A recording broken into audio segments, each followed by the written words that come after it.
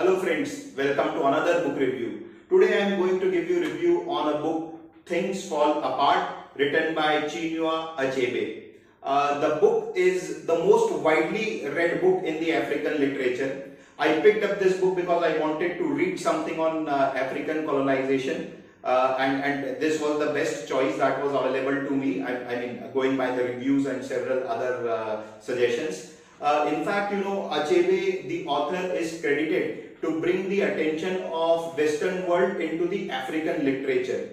The book Things Fall Apart is basically about transition of African society to a British or European colony and the struggle of the traditions of the African society with the customs of the European culture. So the book is set in the fictional clan of Umofia. The names and the names of the characters, the clan, they are very tongue twister kind of for someone who is non-native African, and so I actually find it difficult to read and pronounce. Although that's the most interesting part of the book also. So yeah, now coming back to the book is divided into the three parts basically. So the first part talks about the main character Okonkwo and his three wives and the family. Through Okonkwo, the main character who is widely regarded as the best wrestler in the entire clan, the villages around it. Through the main character, author describes the mores, the customs and the belief of the tribes of the Africa.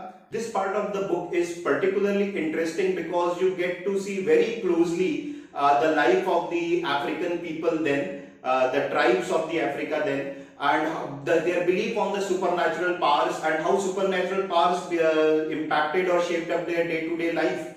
So the first part is all about the culture of the African tribe living in the village Umofia.